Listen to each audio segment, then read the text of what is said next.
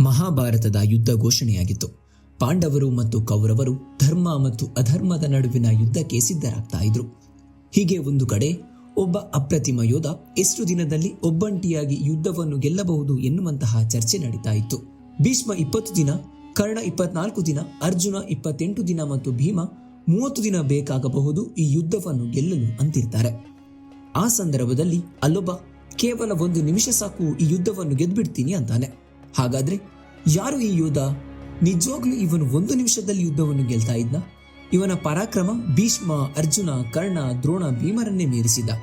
ಇದೆಲ್ಲವನ್ನು ಕೇಳೋಣ ಈ ಸ್ಟೋರಿಯಲ್ಲಿ. ಈತ ಬೇರೆ ಯಾರು ಅಲ್ಲ, ಘಟೋತ್ಕಚ ಮತ್ತು ಮೌರವಿಯ ಮಗ, ಭೀಮಸೇನನ ಮೊಮ್ಮಗ ಬಾರ್ಬರಿಕ.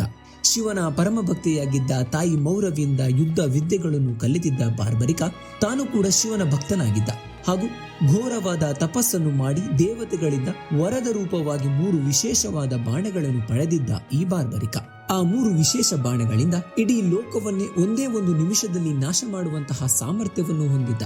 ಕುರುಕ್ಷೇತ್ರದ ಯುದ್ಧದ ಸಂದರ್ಭ ಕೃಷ್ಣನ ಕಣ್ಣಿಗೆ ಬೀಳ್ತಾನೆ ಈ ಬಾರ್ಬರಿಕ. ಸ್ವತಃ ಶ್ರೀ ಕೃಷ್ಣ ಇವನನ್ನು ಪರೀಕ್ಷಿಸಲು ಮುಂದಾಗ್ತಾನೆ ಹಾಗೂ ಬಾರ್ಬರಿಕನ ಬಳಿ ಕೇಳ್ತಾನೆ, ಹೇಗೆ ನೀನು 1 ನಿಮಿಷದಲ್ಲಿ ಯುದ್ಧವನ್ನು ಗೆಲ್ಲಲಾರೆ ಎಂದು. ಅದಕ್ಕೆ ಉತ್ತರಿಸಿದ ಬಾರ್ಬರಿಕ, ಪ್ರಭು, ನನ್ನಲ್ಲಿ 3 ಬಾಣಗಳಿವೆ.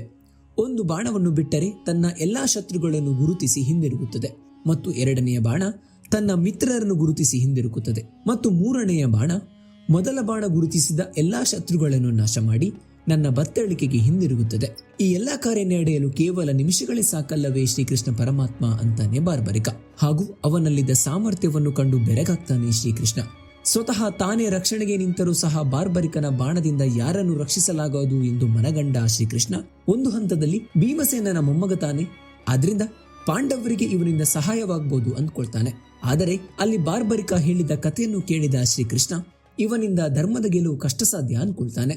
ಬಾರ್ಬರಿಕ ತನ್ನ ಹಿರಿಯರಿಗೆ ಕೊಟ್ಟ ಮಾತಿನಂತೆ ಯಾವುದೇ ಸಂದರ್ಭದಲ್ಲಿ ತನ್ನ ಬೆಂಬಲ ಕೇವಲ ಅಸಹಾಯಕರಿಗೆ ಅಥವಾ ಕಡಿಮೆ ಬಲವುಳ್ಳವರ ಪರ ಇರುತ್ತದೆ ಎನ್ನುವುದು. ಹಾಗಾದ್ರೆ ಅವನು 7 ಅಕ್ಷೋಹಿಣಿ ಸೈನ್ಯವನ್ನು ಹೊಂದಿರುವ ಪಾಂಡವರ ಪರವಾಗಿ ಮತ್ತು 11 ಅಕ್ಷೋಹಿಣಿ ಸೈನ್ಯವನ್ನು ಹೊಂದಿರುವ ಕೌರವರ ವಿರುದ್ಧವಾಗಿ ಹೋರಾಡಬೇಕಿತ್ತು. ಶ್ರೀಕೃಷ್ಣ ಪಾಂಡವರ ಪರವಾಗಿ ನಿಂತಿದ್ದಾನೆ ಎಂದು ಮನಗಂಡ ಈ ಬಾರ್ಬರಿಕ, ನೀನು ಇದ್ದ ಮೇಲೆ ಪಾಂಡವರೇ ಬಲಿಷ್ಠರಲ್ಲವೇ ಶ್ರೀಕೃಷ್ಣ?